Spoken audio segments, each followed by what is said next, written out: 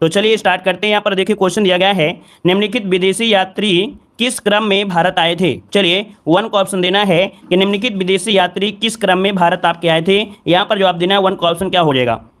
चलिए तो देखो यहाँ पर देखा जाए तो यहाँ पर जो सर टॉमस रो हैं और फायान है और आपके हुएन सांग है। तो देखो भाई यहाँ पर सबसे पहले कौन आए थे, सबसे पहले आपके आए थे फायान आए थे, फिर आपका हुएन सांग, फिर आपका टॉमस रो, है ना। यहाँ पर देखा जाए तो ऑप्शन कौन सा जाएगा, सी नंबर इसका राइट हो जाएगा। कौन सा बनेगा, सी नंबर इसका राइट हो जाएगा, सी नंबर आपका बनेगा। देखो जो चंद्रगुप्त के समय वो आया था आपका फायान आया था, हर्षवर्धन के समय आपका हुएन सांग आया था, है ना। और यहाँ पर जो टॉमस रो आए थे जहांगीर के समय आए थे। तो आप ही समझ लीजिए, बिल्कुल इजी क्वेश्चन आपका हो गया, ऑप्शन बन गया आपका सी नंबर। आगे बढ़ते हैं, क्वेश्चन दिया गया है, विजयनगर साम्राज्य की स्थापना किसके शासनकाल में हुई थी। चलिए बताइएगा, यहाँ पर आपका जो राइट आंसर होगा, राइट क्या हो जाएगा। तो चलिए यहाँ पर देखिए 2 का ऑप्शन क्या बनेगा, 2 का ऑप्शन यहाँ पर बनेगा बी नंबर, याद रखिएगा। विजयनगर साम्राज्य की स्थापना किसके शासनकाल में, तो ऑप्शन बनेगा बी नंबर है, मोहम्मद बिन तुगलक, मोहम्मद बिन तुगलक, ऑप्शन हो जाएगा बी नंबर है, राइट हो जाएगा। आगे बढ़ते हैं, क्वेश्चन आपसे दिया गया है कि बाबर की आत्मकथा तुझके बाबरी जिस भाषा में लिखी गई है वह आपकी कौन सी है। तो चलिए 3 का ऑप्शन क्या बनेगा, 3 का ऑप्शन देखिए यहाँ पर जो बाबर की आत्मकथा है तुझके बाबरी, ये किस भाषा में लिखी गई है। चलिए ऑप्शन बनेगा आपका बी नंबर, आपकी तुर्की भाषा में है। कैसी है आपकी, तो आपकी तुर्की भाषा में है, इसका जो ऑप्शन है यहाँ पर बी नंबर। कभी कभी आपसे होता है चगताई तुर्क, क्या बोला जाता है, चगताई तुर्क के नाम से भी इस भाषा को जानते हैं, याद रखिए चगताई तुर्क के नाम से भी जाना जाता है। यहाँ पर आगे बढ़ते हैं, क्वेश्चन आपसे अगला पूछा गया है, निम्नलिखित में से किसे भारत का नेपोलियन कहा जाता है, किसे भारत का नेपोलियन कहते हैं। तो देखो भाई यहाँ पर जो आपके समुद्रगुप्त है, जिसका ऑप्शन है यहाँ पर डी नंबर, बिल्कुल राइट हो जाएगा। समुद्रगुप्त को भारत का नेपोलियन कहा जाता है, ठीक है ना। यहाँ पर इसका जो साम्राज्य था वो काफी बड़ा था और इसके जो विजय के पताके थे चारों तरफ यहाँ पर क्या थे, कह सकते हैं कि विख्यात था। तो इस कारण से इसे क्या कहते हैं, भारत का नेपोलियन कहा जाता है। यहाँ पर आगे बढ़ते हैं, क्वेश्चन आपसे अगला पूछा गया है कि विक्रमादित्य विश्वविद्यालय का संस्थापक कौन था। चलिए बताइएगा, विक्रमादित्य विश्वविद्यालय का संस्थापक कौन था। तो यहाँ पर 5 का ऑप्शन क्या बनेगा, ऑप्शन हो आपका नंबर धर्मपाल। कौन था भाई, धर्मपाल, ऑप्शन बनेगा आपका नंबर राइट हो जाएगा। आगे बढ़ते हैं, क्वेश्चन दिया गया है कि नव बौद्धवाद के प्रतिपादक कौन है, नव बौद्धवाद के प्रतिपादक इनमें कौन है, आपको 6 नंबर का जवाब देना है। चलिए 6 का ऑप्शन आपका बी हो जाएगा, यहाँ पर डॉक्टर भीमराव अम्बेडकर। कौन हो जाएंगे, डॉक्टर भीमराव अम्बेडकर, जिसका ऑप्शन है यहाँ पर आपका बी नंबर राइट हो जाएगा। आगे बढ़ते हैं, क्वेश्चन आपसे अगला पूछा गया है, निम्नलिखित में से भारतीय राष्ट्रीय कांग्रेस के किस अधिवेशन में बाल गंगाधर तिलक ने अभिव्यक्त किया था कि स्वराज्य मेरा जन्मसिद्ध अधिकार है और मैं इसे लेकर रहूंगा। ये बताइए कौन से अधिवेशन में ऐसा शब्द कहा था इन्होंने। तो ये अधिवेशन था आपका लखनऊ अधिवेशन, जो कि आपके 1916 में हुआ था, है ना। लखनऊ अधिवेशन में एक काम और हुआ था, जो नरम दल था गरम दल था वो आपस में मिल गए थे, है ना, आपस में क्या हो गए थे, मिल गए थे। तो इसलिए ये आपका जो अधिवेशन होता है बहुत ही ज्यादा महत्वपूर्ण हो जाता है। यहाँ पर आगे बढ़ते हैं, क्वेश्चन दिया गया है, निम्नलिखित में से किसके विरुद्ध महात्मा गांधी का सत्याग्रह के लिए आह्वान तथा अखिल भारतीय संघर्ष के नेतृत्व का प्रथम प्रयास किया गया था। यहाँ पर देखिए 8 नंबर की अगर हम बात करें तो आपका राइट आंसर में से क्या हो सकता है, थोड़ा क्वेश्चन को पढ़िएगा। कह रहा है किसके विरुद्ध महात्मा गांधी का सत्याग्रह के लिए आह्वान और उनका अखिल भारतीय संघर्ष के लिए सर्वप्रथम इनका प्रयास पूछा गया है। तो देखो भाई ऑप्शन यहाँ पर दिया गया है, क्या ऑप्शन आपका हो सकता है 8 नंबर में। चलिए तो यहाँ पर ऑप्शन बनेगा आपका डी नंबर, याद रखिए रॉलेट एक्ट, अर्थात जो आपका 1919 आपका है, ब्रिटिश सरकार ने रॉलेट एक्ट के रूप में एक घृणित कानून पारित किया था, जिसके द्वारा प्रशासन को किसी व्यक्ति को गिरफ्तार करने या बिना मुकदमे के बंदी बना लेते थे, है ना। और रॉलेट कानून के विरोध में गांधी जी ने क्या किया था कि 30 मार्च और 6 अप्रैल को देशव्यापी हड़ताल का आह्वान कर दिया था। कब, 30 मार्च और 6 अप्रैल को देशव्यापी हड़ताल का आह्वान करा था। तो इसलिए ऑप्शन क्या हो जाएगा आपका डी नंबर राइट हो जाएगा। आगे बढ़ते हैं, क्वेश्चन दिया गया है, असहयोग आंदोलन को कब स्थगित किया गया था। असहयोग आंदोलन को कब स्थगित किया गया, 9 का ऑप्शन देना है। तो देखो ऑप्शन क्या हो जाएगा भाई, यहाँ पर आपको मालूम होगा कि 1922 में चौरी चौरा की घटना घटित हुई थी। कहां पर, आपके गोरखपुर में। कहां पर भाई, आपके गोरखपुर में घटित हुई थी, जो कि आपके उत्तर प्रदेश में आपका है। और इसके बाद आगे बढ़ते हैं, क्वेश्चन आपसे अगला पूछा गया है कि किस यूरोपीय समुदाय ने भारत के साथ प्रथम व्यापारिक संबंध स्थापित किया था। चलिए बताइए किस यूरोपीय समुदाय ने भारत के साथ प्रथम व्यापारिक संबंध स्थापित किया। यहाँ पर ऑप्शन क्या हो जाएगा, चलिए ऑप्शन की अगर हम बात करते हैं तो ऑप्शन सी हो जाएगा पुर्तगालियों ने। किसने किया था सबसे पहले, तो सबसे पहले आपके पुर्तगाली आए थे। इसके बाद सेकंड नंबर में आपके डच आए थे, कौन आए थे आपके डच आए थे, फिर आपके अंग्रेज आए थे, फिर आपका डेनिश आए थे, फिर आपके फ्रांसीसी आए थे। तो इस क्रम में आए थे, तो ऑप्शन आपका सी नंबर हो जाएगा। आगे बढ़ते हैं, क्वेश्चन दिया गया है कि कृष्णा नदी पर निम्नलिखित में से कौन सा बांध निर्मित किया गया है। कृष्णा नदी पर कौन सा बांध निर्मित है, 11 का ऑप्शन दीजिएगा। तो यहाँ पर देखो ऑप्शन हो जाएगा सी नंबर श्रीशैलम बांध। कौन हो जाएगा, श्रीशैलम बांध, इसका जो ऑप्शन है यहाँ पर सी नंबर है, राइट हो जाएगा। और भी बांध आपके हैं, और भी बांध इसमें है, इसका ऐसा नहीं कि इसमें यही है। नागार्जुन सागर परियोजना है ना, और आपकी अलमाटी बांध है ना, कई आपकी योजना आपकी चलाई जा रही हैं। तो यहाँ पर जो ऑप्शन आपका सी नंबर इसका राइट हो जाएगा। आगे बढ़ते हैं, क्वेश्चन दिया गया है चलिए अगला क्वेश्चन दिया गया है, निम्नलिखित में से कौन सा एक भारत का राष्ट्रीय जलीय प्राणी है। भारत का एक राष्ट्रीय जलीय प्राणी आपसे पूछा है, आपका राइट आंसर इनमें से क्या हो जाएगा। तो चलिए 12 का ऑप्शन हो जाएगा कौन सा, गंगा की जो डॉल्फिन है, क्या गंगा डॉल्फिन, जो कि ऑप्शन यहां पर आपका राइट हो जाएगा, सी नंबर आपका राइट हो जाएगा। याद रखिए डॉल्फिन को 2009 में, क्या 2009 में गंगा नदी की डॉल्फिन को भारत का राष्ट्रीय जलीय प्राणी घोषित किया गया था, जो कि एक स्तनधारी प्राणी है, याद रखिएगा, ठीक है। और इसके बाद आगे बढ़ते हैं, क्वेश्चन आपसे अगला पूछा है, सूची फर्स्ट को सूची सेकंड से यहां पर सुमेलित करना है। यहां पर कह सकते हैं कि आपसे दिया गया है नोवा मंडी। ये नोवा मंडी ये किसके लिए जाना जाता है, ये किसके लिए जाना जाता है, तो लॉ अयस्क के लिए, आपका लॉ अयस्क इसका 3 हो जाएगा। कोडरमा जो जाना जाता है आपके अब्रक के लिए जाना जाता है, इसका 1 हो जाएगा। कलपक्कम जो जाना जाता है आणविक शक्ति के लिए जाना जाता है, तो आपका यहाँ पर 4 हो जाएगा। और कर्णपुरा जो जाना जाता है कोयला के लिए, किसके लिए, कोयला के लिए, इसका आपका 2 हो जाएगा। तो देखिए भाई क्या ऑप्शन आपका बन रहा है, 3 1 4 2, 3 1 4 2, 3 1 4 2। देखिए ऑप्शन मिल गया है यहाँ पर आपके बी नंबर, क्या हो गया है, बी नंबर आपका राइट हो गया। आगे बढ़ते हैं, क्वेश्चन दिया गया है, निम्नलिखित में से दक्षिणी पर्वतीय क्षेत्र की वह पहाड़ी जो तमिलनाडु में स्थित नहीं है। दक्षिणी पर्वतीय क्षेत्र की वह पहाड़ी जो तमिलनाडु में स्थित नहीं है, 14 का ऑप्शन देना है। तो देखो 14 की अगर हम बात करते हैं तो आपका है ऑप्शन डी, पालकोंडा पहाड़ी। याद रखिए कि जो आपके दक्षिणी पर्वतीय क्षेत्र के अंदर कई पहाड़ियां स्थित हैं, जिसमें से पालिनी हो गया, सिवराय पहाड़ी हो गई, जवादी पहाड़ी हो गई, ये स्थित है। लेकिन ये जो आपकी दिए गया पालकोंडा, ये आपके कहां पर पड़ती है, आंध्र प्रदेश में। कहां पर, आपके आंध्र प्रदेश में पड़ती है, ठीक है। चलिए आगे बढ़ते हैं, क्वेश्चन दिया गया है कि भारत के संदर्भ में निम्नलिखित कथनों पर से कौन सा सही दिया गया है। यहां पर कुछ इस प्रकार से पॉइंट आपको दिए गए हैं, ऐसे पॉइंट आपको दिए गए हैं, ठीक है ना, कूट आपको लेना है। तो चलिए यहां पर थोड़ा सा छोटा इसमें करते हैं। कह रहे हैं भारत विश्व का छठा सबसे बड़ा देश है। तो ये भाई क्या छठा आपका है क्या, भाई छठा तो आपका नहीं है ना, यहां पर 7वें नंबर में आपका आता है। पहला ऑप्शन गलत दिया है। संसार का लगभग 2.4% क्षेत्र भारत के अंतर्गत आता है, तो ये आपका देखो सही दिया है। कर्क रेखा देश के बीच से गुजरती है, जो अक्षांश विस्तार को 2 बराबर भागों में बांटती है। तो ये क्या पॉइंट सही है, 3 नंबर में क्या सही है क्या भाई, ये वाला पॉइंट आपका सही है। तो यहां पर देखो कह रहा है कर्क रेखा देश के बीच से गुजरती है, लगभग बीच से दिया है, जो अक्षांशीय विस्तार को 2 बराबर भागों में, लगभग बिल्कुल सही दिया है ना, लगभग सही है, हाँ लगभग सही है, हाँ ये सही दिया गया है, ठीक है ना। फिर दिया है डी नंबर कि भारत पूरी तरीके से उष्णकटिबंधीय क्षेत्र में स्थित है। तो भाई पूरी तरीके से कैसे हो सकता है, जब यहाँ पर आपको इस प्रकार से भूमध्य रेखा है ना, यहाँ से कर्क रेखा जाती है, तो यहाँ पर बीचों बीच बसा है, तो भाई पूरी तरीके से उष्णकटिबंधीय कैसे है, ये तो शीतोष्ण हो जाता है ना। इसका मतलब ऑप्शन आपका, मतलब जो फोन नंबर है ये भी आपका नहीं सही है। तो आपके पास 2 ही ऑप्शन सही थे, एक तो दूसरा सही था और एक आपका कौन सा, तीसरा सही था। तो ऑप्शन देखो आपको सी वाला आपका राइट हो जाएगा। क्लियर है भाई। चलिए आगे बढ़ते हैं, क्वेश्चन दिया है मूल्यह्रास किसे कहते हैं। मूल्यह्रास किसे कहते हैं, यहां पर 16 का ऑप्शन देना है। 16 का ऑप्शन क्या हो जाएगा, तो मूल्यह्रास किसे कहते हैं। देखिए यहां पर दिया किसी वस्तु के मूल्य में गिरावट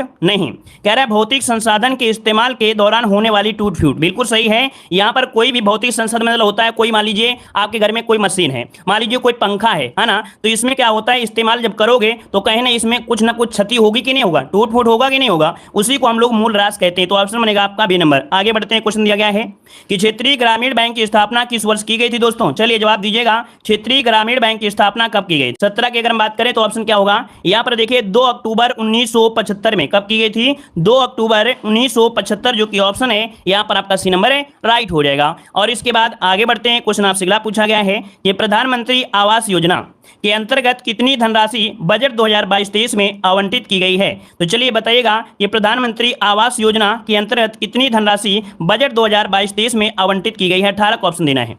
चलिए 18 का ऑप्शन क्या हो जाएगा, यहां पर डी नंबर हो जाएगा 48,000 करोड़ रुपए। कितना, 48,000 करोड़ रुपए, जो कि ऑप्शन है यहां पर आपका डी नंबर है, राइट हो जाएगा। चलिए आगे बढ़ते हैं, क्वेश्चन आपसे अगला पूछा है अंतर्राष्ट्रीय मुद्रा कोष की स्थापना किस वर्ष की गई थी। अंतर्राष्ट्रीय मुद्रा कोष की स्थापना किस वर्ष, तो ऑप्शन बनेगा ये नंबर जुलाई 1944 में। कब, जुलाई 1944 में। लेकिन देखा जाए कि आप प्रवर्तक हुआ था ये दिसंबर 1945 को ये प्रवर्तक हुआ था, तो इसका जो ऑप्शन है आपका ये नंबर राइट हो जाएगा। आगे बढ़ते हैं, क्वेश्चन दिया गया है कि संवेदी सूचकांक में कितनी कंपनियों को शामिल किया गया है। यहाँ पर जो सेंसेक्स है आपका, तो संवेदी सूचकांक सेंसेक्स आप लोगों ने नाम सुना होगा, तो कितनी कंपनियों को शामिल किया जाता है। 20 नंबर का ऑप्शन बी हो जाएगा 30। कितना 30 जो कि ऑप्शन है यहाँ पर आपका बी नंबर। आगे बढ़ते हैं, क्वेश्चन दिया गया है कि संसदीय स्वरूप के शासन का प्रमुख लाभ यह है कि, संसदीय स्वरूप के शासन का प्रमुख लाभ ये है, क्या लाभ है भाई, यहाँ पर लाभ क्या हो जाएगा, ऑप्शन देखिए सी नंबर। कह रहा है कि कार्यपालिका विधानमंडल के प्रति उत्तरदायी बनी रहती है। कार्यपालिका विधानमंडल के प्रति उत्तरदायी बनी रहती है। ऑप्शन यहाँ पर सी नंबर है, राइट हो जाएगा। ठीक है ना।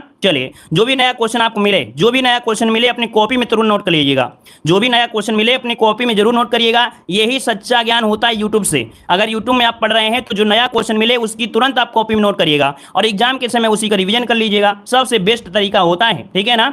निम्नलिखित में से कौन से अनुच्छेदों में उच्चतम न्यायालय का एक अभिलेख होना कहा गया है। जो उच्चतम न्यायालय है, एक अभिलेख न्यायालय है, ये कौन से आपके आर्टिकल में कहा गया है, तो ये कहा गया अनुच्छेद 129। ऑप्शन बनेगा बी नंबर है, अनुच्छेद 129 इसका आंसर है, राइट हो जाएगा। चलिए आगे बढ़ते हैं। क्वेश्चन आपसे अगला पूछा गया है, कह रहा आपसे भारतीय संविधान के 44वें संशोधन द्वारा मौलिक अधिकार की श्रेणी से निम्नलिखित में से किसको हटा दिया गया है। तो देखिए बताइएगा, जो 44 नंबर का संशोधन है तो उसको उस संशोधन में से किस श्रेणी से हटाया गया है, किसे हटाया गया है। तो देखिए यहाँ पर जो आपका है कौन सा भाई, संपत्ति का अधिकार। 23 को ऑप्शन सी, संपत्ति के अधिकार को हटा दिया गया है। तो ऑप्शन यहाँ पर क्या बनेगा, सी नंबर है, राइट हो जाएगा। और इसको 300 के का में इसे रख दिया गया है। अगला क्वेश्चन दिया गया है, निम्नलिखित में से कौन सा संसदीय शासन प्रणाली से अविच्छिन्न तत्व आपका है। चलिए, निम्नलिखित में से कौन सा संसदीय शासन प्रणाली से अविच्छिन्न तत्व आपका है। यहां पर जो आपका आंसर बनेगा, राइट क्या हो जाएगा, राइट आंसर आपको देना है। आपका सही जवाब इनमें से क्या हो जाएगा। तो चलिए 24 को ऑप्शन की अगर हम बात करें, 24 नंबर की अगर हम बात करें तो आपका जवाब हो जाएगा सी नंबर है, कार्यपालिका और विधायिका का संयोजन। क्या है, कार्यपालिका और विधायिका का क्या है, आपका संयोजन। अर्थात कह सकते हैं कि समन्वय होता है। क्या होता है, समन्वय होता है। जबकि अध्यक्षात्मक शासन प्रणाली में कार्यपालिका और विधायिका एक दूसरे से अलग पृथक रहती हैं। तो इस कारण से जो ऑप्शन है आपका सी नंबर है, राइट हो जाएगा। आगे बढ़िए, क्वेश्चन दिया गया है कि संविधान के किस भाग में 3 सोपानों में पंचायतें बनाने की परिकल्पना की गई है। संविधान के किस भाग में 3 सोपानों में पंचायतें बनाने की परिकल्पना की है 25 नंबर में। तो देखो यहाँ पर आपका आंसर हो जाएगा भाग 9। जो भाग 9 है, अनुच्छेद 243 से लेके आपके 243 ओ तक कुल जो आपके हैं 16 आर्टिकल आपके हैं, है ना। 11वां सूची आपकी जोड़ी गई है। तो ऑप्शन इसका क्या हो जाएगा, ए नंबर इसका राइट हो जाएगा। 29 विषय हैं, कितने 29 आपके विषय याद रखिए। और यहाँ पर जो पंचायती राज की स्थापना की गई थी तो उसमें ग्राम स्तर और खंड स्तर और जिला स्तर के लिए व्यवस्था की गई थी। आगे बढ़ते हैं। क्वेश्चन दिया गया है कि वाहनों द्वारा तय की गई दूरी मापने के यंत्र जो होता है कौन सा होता है। वाहनों द्वारा तय की गई दूरी का यंत्र निम्नलिखित में से कौन सा होता है जिससे मापते हैं। तो देखिए ऑप्शन सी हो जाएगा आपके ओडोमीटर से। किससे मापते हैं, तो आपके ओडोमीटर से मापते हैं, याद रखिएगा। ठीक है ना। यहाँ पर देखो दिया है एक्सीलरोमीटर। एक्सीलरोमीटर क्या होता है, तो गतिमान वाहनों की गति में वृद्धि दर को मापने के लिए होता है। ठीक है। ऑडियोमीटर होता है ध्वनि तीव्रता को मापने के लिए, और विद्युत चुंबकीय तरंगों को मापने के लिए यहाँ पर ओंटोमीटर होता है, ओंटोमीटर। ठीक है। चलिए आगे बढ़िए। क्वेश्चन दिया गया है, निम्नलिखित में से कौन सा परमाणु प्रतिरूप प्लम पुंडिक नाम से प्रसिद्ध है। कौन सा परमाणु प्रतिरूप प्लम पुंडिंग नाम से प्रसिद्ध है 27 नंबर में। तो 27 को ऑप्शन हो जाएगा थॉमसन का परमाणु मॉडल। थॉमसन का परमाणु मॉडल जो कि ऑप्शन है यहाँ पर आपका ये नंबर राइट हो जाएगा। आगे बढ़ते हैं। क्वेश्चन दिया गया है, जंतु जगत का सबसे बड़ा संघ कौन सा है। जंतु जगत का सबसे बड़ा संघ कौन सा है 28 नंबर में। चलिए, जंतु जगत का सबसे बड़ा जो आपका संघ है वो कौन सा है। देखो आपका होता है संघ आर्थ्रोपोडा। कौन है, संघ आर्थ्रोपोडा, जिसका ऑप्शन है बिल्कुल राइट हो जाएगा। आपका जवाब बनेगा यहाँ पर आपका सी नंबर है, राइट हो जाएगा। इसके अंतर्गत देखा जाए काफी चीजें आपकी होती हैं और खुला परितंत्र में आपके पाए जाते हैं, है ना। झींगा, तितली, मक्खी, मकड़ी, बिच्छू, केकड़े, ये दुनिया आपके बहुत पाई जाती है। चलिए आगे बढ़ते हैं। क्वेश्चन दिया है कि हरित लवक पाया जाता है। हरित लवक पाया जाता है तो आपके किस में पाया जाता है दोस्तों, यहाँ पर जवाब दीजिएगा। चलिए, हरित लवक पाया जाता है किस में पाया जाता है। चलिए देखिए 29 को ऑप्शन हो जाएगा डी नंबर है, उपयुक्त सभी, अर्थात राइबोसोम और थाइलेकाइड और आपके क्वांटासोम में, अर्थात इनमें से ऑप्शन डी हो जाएगा, इनमें से सभी में पाया जाता है। यहां पर आगे बढ़ते हैं। क्वेश्चन आपसे अगला पूछा गया है, कह रहा आपसे निम्नलिखित में से किस पेशियों में लैक्टिक अम्ल का जमा होता है। जो आपका कौन सी पेशी होती है, किस प्रकार की पेशियों में लैक्टिक अम्ल का जमा हो जाता है? तो ये आपकी जो ऐच्छिक पेशियां होती हैं, क्या जो आपकी ऐच्छिक पेशियां होती हैं उनमें लैक्टिक अम्ल का जमा होता है, और लैक्टिक अम्ल जम जाने के कारण ही हमें क्या होता है, थकान का महसूस होता है, अर्थात थकान का अनुभव प्रतीत होता है। मतलब ऐच्छिक पेशियां मतलब होता है जो हमारी इच्छा के अनुसार नियंत्रण होती है, उन्हें कहते हैं। चलिए आगे बढ़ते हैं, क्वेश्चन आपसे अगला पूछा गया है, यहाँ पर देखो दिया गया है कि रामायण शब्द में कौन सी संधि है? चलिए बताइएगा, रामायण शब्द में जो संधि है वो आपकी कौन सी है? तो आप कहेंगे सर इसे तोड़िए, सबसे पहले इसे जगह हम लोग तोड़ेंगे तो बनेगा राम धन अयन। क्या निकलेगा? राम धन अयन निकलेगा, राम धन अयन निकलेगा। अब आप ही बताइए कि यहाँ पर दिया गया है छोटा, यहाँ पर दिया है छोटा, तो दोनों को मिलकर बन गया बड़ा, तो ये दीर्घ स्वर संधि हो गया कि ना हो गया? ऑप्शन देखिए, यहाँ पर आपका बनेगा कौन सा? यहाँ पर सी हो जाएगा, दीर्घ संधि। अब यहाँ पर देखो एक पॉइंट और भी आपको दिया है कि व्यंजन संधि मतलब होता है, व्यंजन संधि में यही रूल एक ये होता है कि जो दिया गया है राम, क्या बनेगा? राम, धन जो आपका दिया है अयन, क्या है आपका? अयन। तो यहां पर क्या होता है कि ना का परिवर्तन क्या हो जाता है? अड़ा में हो जाता है। ना का परिवर्तन क्या होता है? अड़ा में हो जाता है। तो यही रूल, यही मैं फॉलो कर लेता है, ये ऑप्शन के अनुसार होते हैं, तो आपका इसका सी नंबर लगाएंगे। ठीक है, चलिए आगे बढ़ते हैं। क्वेश्चन दिया है, इप्सित शब्द का विलोम क्या होता है? इप्सित का विलोम क्या होता है? चलिए, इप्सित का विलोम जो होता है अनिप्सित होता है। क्या होता है? अनिप्सित, जो कि ऑप्शन क्या है आपका? बी नंबर है। यहाँ पर बेईमान का होता है विलोम आपका ईमानदार होता है। यहाँ पर अनिष्ट दिया है अनिष्ट, और अनिष्ट का होता है इष्ट होता है, और इंकार का होता है स्वीकार होता है। क्लियर है? आगे बढ़ते हैं। क्वेश्चन दिया गया है, खिड़की शब्द का पर्यायवाची आपको बताना है। खिड़की शब्द का सही पर्यायवाची इनमें से राइट क्या हो जाएगा? चलिए जवाब देते रहिए, और पहली बार जुड़ रहे हैं तो आपको हर एक प्रकार के प्रकाशन हमारे चैनल पर मिलेंगे, तो आप लोग चैनल को जरूर सब्सक्राइब कर लीजिएगा। कोई भी प्रकाशन आपका हो आपको सबसे पहले हमारे चैनल पर मिलेगा। तो आप लोग भाई नए हैं, पहली बार आए हैं, तो चैनल को जरूर सब्सक्राइब करिएगा। चलिए, खिड़की शब्द का पर्यायवाची 33 नंबर में, खिड़की शब्द का पर्यायवाची क्या होता है? यहाँ पर खिड़की शब्द का पर्यायवाची पूछा है, क्या बनेगा भाई? चलिए 33 नंबर में बताइए क्या हो जाएगा? खिड़की का पर्यायवाची होता है गवाच, हमने पढ़ाया भी था। यहाँ पर देखिए, जैसे होता है वातायन, हवा आती है ना, तो हवा आती है वातायन, वातायन भी कहते हैं, गवाच भी कहते हैं, झरोखा भी कहते हैं, है ना, और दरीचा भी कहते हैं। क्या? दरीचा भी कहते हैं, दरीचा भी कहा जाता है। तो इस कारण से ऑप्शन क्या बनेगा? यहाँ पर बी नंबर आपका होगा। आगे बढ़ते हैं। क्वेश्चन दिया गया है, निम्नलिखित में से किस विकल्प में वाक्यांश व उनसे संबंधित शब्द आपके अशुद्ध दिए हैं? अशुद्ध वाक्य की पहचान करिएगा। कह रहा है, वह जो क्षमा करने योग्य हो उसे क्षमाशील कहते हैं। वह जो क्षमा करने योग्य हो उसे क्षमाशील कहते हैं। तो ये क्या सही बात है क्या? तो देखो यहाँ पर सही बात होती है, क्षमितव्य कहते हैं। क्या कहते हैं? वह जो क्षमा करने योग्य हो उसे हम लोग कहते क्या है? क्षमितव्य। क्या? ऐसे लिखेंगे, क्षमी और इसके बाद ता, फिर इसके बाद ऐसे, तो इस प्रकार से क्षमितव्य होता है। ठीक है ना? तो ये आपका पहला ही पॉइंट आपका क्या है? गलत दिया गया है। अच्छा, क्षमाशील क्या होता है? तो क्षमा करने वाला व्यक्ति, याद रखिए ये जो शब्द दिया है इसका अर्थ क्या निकलेगा कि क्षमा करने वाला व्यक्ति। तो क्षमा करने वाला व्यक्ति के लिए हम लोग बोलते हैं क्षमाशील। क्लियर है ना? और अगला यहाँ पर दिया है, भूख से व्याकुल को बोलते हैं क्षुद्धातुर, कटा फटा हुआ के छत विच्छत कहते हैं। किसी ग्रंथ में अन्य व्यक्ति द्वारा जोड़ा गया भाग उसे छेपक कहते हैं। पहला आपका गलत दिया गया है। आगे बढ़िए। क्वेश्चन दिया गया है, निम्नलिखित में से स्त्रीलिंग शब्द आपका कौन सा है? निम्नलिखित में से स्त्रीलिंग शब्द आपका कौन सा है? 35। तो देखिए 35 का जो ऑप्शन आ रहा है यहाँ पर बनेगा सी नंबर आय। देखो आय कैसी है, आय कैसी है, और कैसा और कैसी से पहचान होती है, ऑप्शन सी आपका राइट हो गया। आगे बढ़ते हैं। क्वेश्चन दिया यहाँ पर गद्यांश दिया गया है। इतनी खासियत ये है इस वाले प्रैक्टिस सेट में, उत्कर्ष प्रकाशन में, ये खासियत है कि इसमें जो गद्यांश होते हैं, तो गद्यांश तो होता है लेकिन उसके जो क्वेश्चन होते हैं वो ग्रामर से होते हैं। तो देख सकते हैं कि ग्रामर आपके गद्यांश का ही क्वेश्चन है लेकिन ग्रामर है। तो देखो यहाँ पर क्या होता है, ज्यादा पढ़ने को मिल जाता है। तो यहाँ पर देखो दिया है, निम्नलिखित में से नैतिकता शब्द का विलोम क्या होता है? स्किप नहीं करना है क्योंकि क्वेश्चन जो आपके ग्रामर से हैं। नैतिकता शब्द का विलोम पूछा है, तो नैतिकता का विलोम क्या होता है? अनैतिकता होता है, जो कि ऑप्शन है यहाँ पर सी नंबर है, अनैतिकता होता है, सी नंबर। आगे बढ़ते हैं। निम्नलिखित में से एक प्रत्यय से बना शब्द आपका नहीं है, एक प्रत्यय से बना शब्द आपका नहीं है 37 नंबर में। तो आपका देखिए कह रहा है धार्मिक, सामाजिक, नैतिक, लेकिन सार्थक है क्या? नहीं है ना, तो ऑप्शन क्या बनेगा? यहाँ पर आपका डी नंबर होगा। आगे बढ़ते हैं। क्वेश्चन दिया गया है, संयम संधि रूप आपको बताना है। संयम का संधि रूप क्या हो जाएगा? तो संयम का होता है सम धन यम, अर्थात जो ऑप्शन है यहाँ पर बी नंबर है, क्योंकि जो माँ होगा वो आधा ही होगा, जो कि व्यंजन संधि आपकी है, तो ऑप्शन बनेगा बी नंबर। क्लियर है? आगे बढ़िए। कह रहे हैं निम्नलिखित में से मापदंड के लिए पर्यायवाची क्या है? मापदंड का पर्यायवाची पूछा गया है। तो देखो मापदंड में होता है जैसे पैमाना हो गया, मानक हो गया, प्रतिमान हो गया, मतलब देखा जाए तो ऑप्शन देखिए आपका कौन है? बी वाला, यहाँ पर राइट हो जाएगा बी नंबर। चलिए यहाँ पर आगे बढ़ते हैं। क्वेश्चन दिया गया है कि जिसमें कोई संदेह ना हो वाक्यांश के लिए उचित शब्द आपको बताना है। जिसमें कोई संदेह ना हो उसके लिए कौन सा शब्द होता है?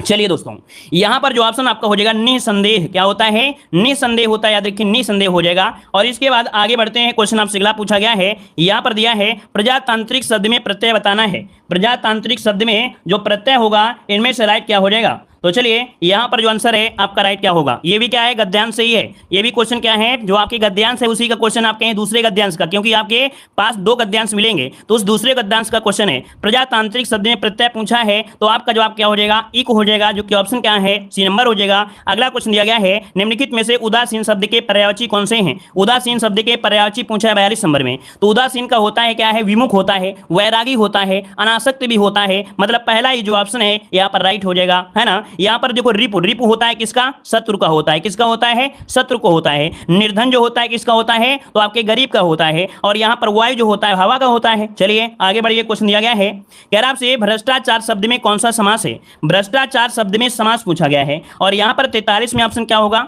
43 का ऑप्शन होगा कर्मधारय समास। क्या, कर्मधारय समास, मतलब भ्रष्ट है जो आचार, भ्रष्ट है जो आचार अर्थात भ्रष्टाचार। तो ऑप्शन हो जाएगा आपका डी नंबर। यहां पर आगे बढ़ते हैं, क्वेश्चन आपसे दिया गया है कि अति आवश्यक शब्द का संधिविच्छेद बताइएगा। अति आवश्यक शब्द का संधिविच्छेद क्या बनेगा, तो अति धन आवश्यक, अति धन आवश्यक। देखिए जो ऑप्शन है यहां पर आपका कौन सा बी नंबर होगा। आगे बढ़ते हैं, क्वेश्चन दिया गया है परिस्थिति शब्द में उपसर्ग और आपको मूल शब्द बताना है। तो परिस्थिति शब्द में उपसर्ग और मूल क्या बनेगा, तो यहां पर परिधन निकलेगा, सबसे पहले निकलेगा परि और इसके बाद निकलेगा स्थिति। तो परिधन स्थिति, एक देखिए ऑप्शन आपका ए नंबर मिल चुका है। पर इसमें जो आपका है ये उपसर्ग है और स्थिति इसका क्या है, मूल शब्द आपका है। तो ऑप्शन क्या मिल गया, ऑप्शन मिल गया यहां पर आपका ए नंबर। समझ में आ रहा है दोस्तों, कोई दिक्कत तो नहीं है कि हमारी लैंग्वेज समझने में आपको समस्या आ रही है, या हम तेज पढ़ाते हैं, या आपको हमारी लैंग्वेज पकड़ में नहीं आ रही है, ऐसा तो कोई दिक्कत नहीं है आप लोगों को आ रही है।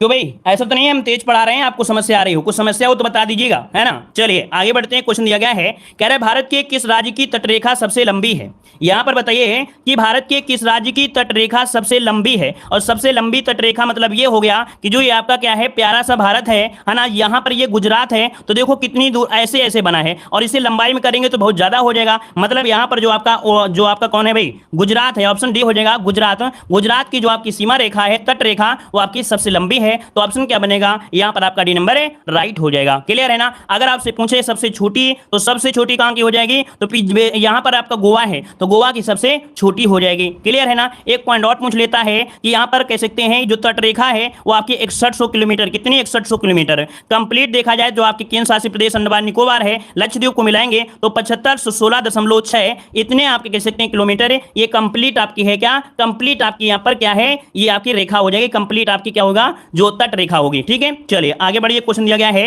कि केंद्रीय औषधि अनुसंधान संस्थान कहां स्थित है। केंद्रीय औषधि अनुसंधान संस्थान कहां पर है, 52 नंबर में। ऑप्शन भी होगा लखनऊ, क्या हो जाएगा, लखनऊ, जिसका ऑप्शन है बिल्कुल राइट हो जाएगा। यहां पर देखो औषधि शब्द दिया है ना, तो आपका लखनऊ होगा। सुगंधित आपसे पूछ लेता तो भी आपको बताते क्या, आपके लखनऊ ही बताते, याद रखिएगा। क्लियर है भाई। चलिए यहां पर आगे बढ़ते हैं, क्वेश्चन दिया गया है कि इंटरनेशनल कोर्ट ऑफ जस्टिस का मुख्यालय कहां पर स्थित है।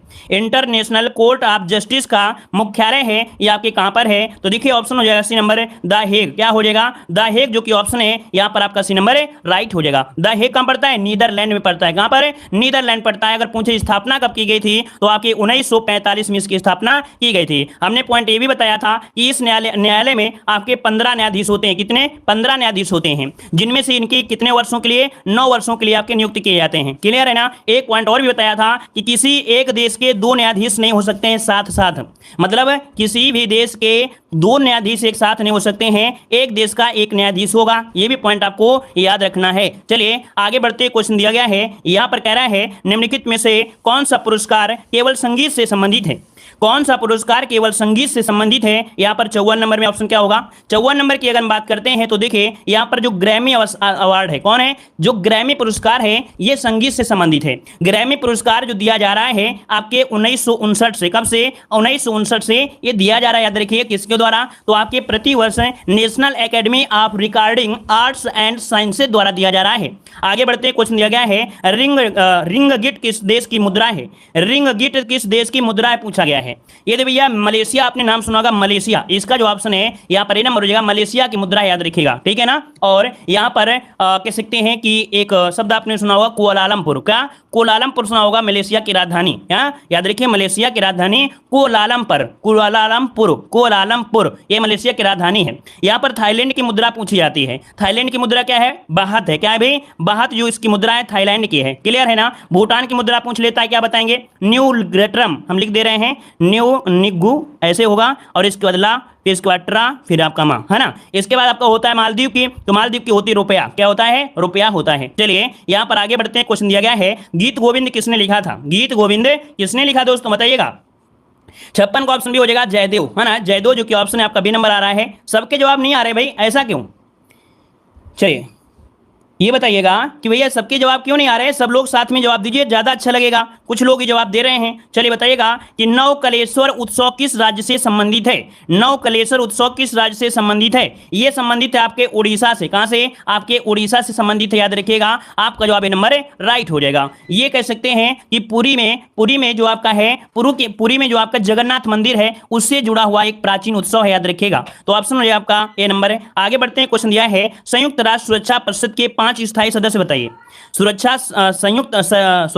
संयुक्त राष्ट्र सुरक्षा परिषद के 5 स्थायी सदस्य पूछा है, तो यहां पर देखिए क्या हो जाएगा। यहां पर ऑप्शन बनेगा सी, चीन, फ्रांस, रूस, ब्रिटेन और आपके यूएसए, जो कि ऑप्शन क्या है? यहां पर आपका सी नंबर है, राइट हो जाएगा। स्थापना कब हुई थी? तो 24 अक्टूबर 1945 को हुई थी, है ना। और एक पॉइंट और भी आपको करंट अफेयर में पढ़ने को मिला होगा कि भारत जो आपका है 2021-22 में, भारत 2021-22 के लिए सुरक्षा परिषद का अस्थायी सदस्य आपका बन गया है। याद रखिएगा। आगे बढ़िए। क्वेश्चन आपसे दिया गया है कि साजन प्रकाश किससे संबंधित हैं? साजन प्रकाश किससे संबंध है? यहां पर 59 का ऑप्शन, यहां पर इनका संबंध है तैराकी से। किससे है? साजन प्रकाश का संबंध है आपके तैराकी से। साजन प्रकाश ने क्या किया था? ओलंपिक में क्वालिफाई करने वाले पहले भारतीय तैराक हैं। क्या? ओलंपिक में क्वालिफाई करने वाले पहले भारतीय तैराक हैं। याद रखिए, और ये केरल राज्य के रहने वाले हैं। कहां के हैं? तो आपके केरल राज्य के रहने वाले हैं। आगे बढ़िए। क्वेश्चन दिया गया है कि भारत में वायुसेना दिवस कब मनाया जाता है? भारत में वायुसेना दिवस कब मनाते हैं दोस्तों? जवाब दीजिए।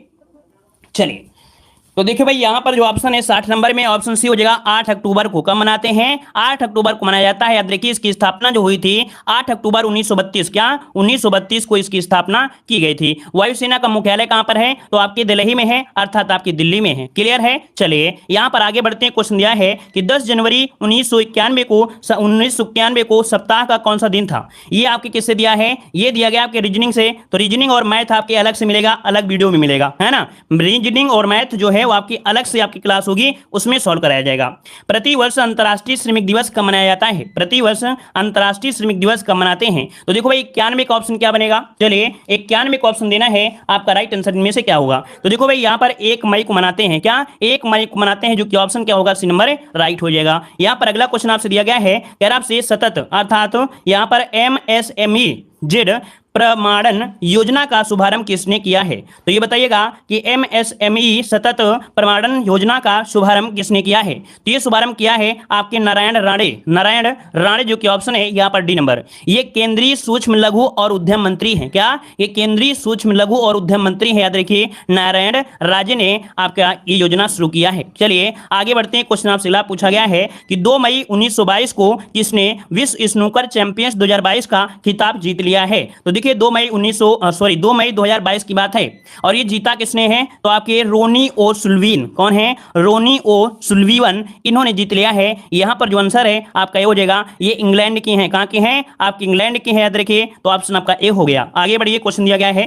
कि 3 मई 2022 को जारी विश्व प्रेस स्वतंत्रता सूचकांक 2022 में भारत कौन से स्थान पर है? तो चलिए 94 का जवाब देना है। यहां पर आपका राइट आंसर होगा क्या? चलिए, करंट अफेयर तो किसी से गलती नहीं होनी चाहिए, करंट अफेयर तो किसी से गलत नहीं होना चाहिए। यहां पर देखिए 150वें स्थान पर है। कितने में है? तो आपके 150वें स्थान पर इसका जो ऑप्शन है आपका राइट क्या हो जाएगा? 150वें। जबकि इससे पहले कितना था? 142 था। इसके पहले जो था वो 142 था। याद रखिए, इससे पहले जो था 142 था, लेकिन अब आपका कितना है? 150वां स्थान है। यहां पर आगे बढ़िए। क्वेश्चन आपसे दिया गया है, कह रहा आपसे यहां पर 4 मई 2022 को भारतीय रिजर्व बैंक ने रेपो दर को 0.40% बढ़ाकर कितने प्रतिशत कर दिया है? 95 का जवाब देना है। यहां पर आपका राइट आंसर क्या हो जाएगा?